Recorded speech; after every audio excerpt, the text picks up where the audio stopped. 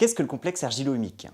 Alors tout d'abord, pour comprendre ce concept de complexe argilo-humique, il faut bien comprendre la constitution du sol. Donc le sol est constitué de matière organique qu'on appelle l'humus. Vous vous rappelez que les molécules qu'on appelle organiques sont constituées de carbone, d'oxygène, d'azote et d'hydrogène.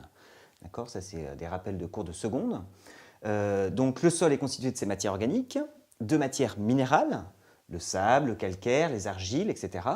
Et puis d'eau et des gaz qui sont présents dans les cavités au sein même du sol. Pour comprendre encore une fois ce complexe argilo-humique, il faut faire un petit rappel sur ce qu'on appelle un ion. Un ion, alors dans le cas d'un ion atomique, c'est un atome, constitué donc d'un noyau et d'électrons qui gravitent autour, et cet atome va perdre ou gagner des électrons. Dans le cas où on a une perte d'électrons, les électrons étant chargés négativement, on va former des cations, c'est-à-dire un ion positif. Alors il en existe plusieurs. Le cation calcium, par exemple, Ca2+, magnésium, Mg2+, etc. Il existe aussi des anions, c'est quand un atome a lui gagné des électrons, par exemple les ions chlorure, que vous connaissez. Et ces phénomènes de formation d'ions, de particules chargées, peuvent se retrouver aussi au niveau des molécules, et on peut avoir des molécules qui portent des charges électriques. Par exemple, l'ion ammonium, de formule NH4+. D'accord? Bon.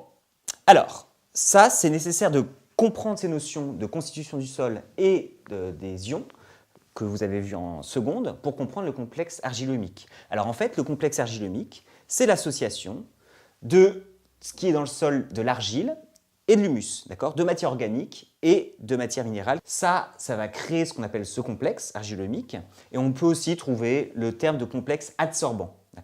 Majoritairement, vous trouverez dans les sujets de bac toujours le terme de complexe argilo-humique, mais on parle aussi de complexe adsorbant, on va voir pourquoi. Alors, quel est le modèle du complexe argilo-humique? Premièrement, il est insoluble dans l'eau, mais des échanges d'ions peuvent se faire entre le sol, le reste du sol, et puis ce complexe argilo-humique. Et deuxième chose, il est chargé négativement. Alors vous savez que des objets qui sont chargés négativement vont attirer des particules chargées positivement. Donc qu'est-ce qui va se passer? Ce complexe argilo-humique qui est dans le sol va pouvoir capter un certain nombre d'ions, et pas n'importe lesquels, des ions qui sont positifs. Alors je vais prendre cette première forme de complexe argilo-humique, de modèle argilo-humique que vous pouvez avoir dans les sujets de baccalauréat. Donc ici, vont se fixer sur ce complexe des ions positifs, type Ca2+, Mg2+, le potassium, K+, et l'ammonium, dont on a parlé tout à l'heure, NH4+. D'accord? Il va pouvoir, dans certains cas, se fixer aux ions positifs qui se sont fixés sur le complexe argilo-humique des ions négatifs. C'est un cas particulier. Les ions phosphates vont pouvoir se fixer à travers le calcium. On dit qu'il y a un pont calcium et les ions phosphates négativement vont se rapprocher des ions calcium qui, eux-mêmes, sont fixés au complexe argilo-humique. Voilà. Alors, je vous ai présenté ce deuxième schéma ici où on a le complexe argilo-humique, puisqu'en fait les deux, l'argile et l'humus, ne sont pas des matières qui se mélangent. On a ce qu'on appelle une émulsion. Donc en fait, c'est vraiment un modèle de dire que c'est mélangé. C'est comme l'eau et l'huile, c'est des choses qui ne sont pas miscibles. Mais donc on peut trouver effectivement ce type de représentation où l'argile et l'humus sont bien séparés, mais le principe est le même. Et les ions positifs vont se fixer tout autour de mon complexe, et puis aussi à l'interface entre l'argile et l'humus. Voilà.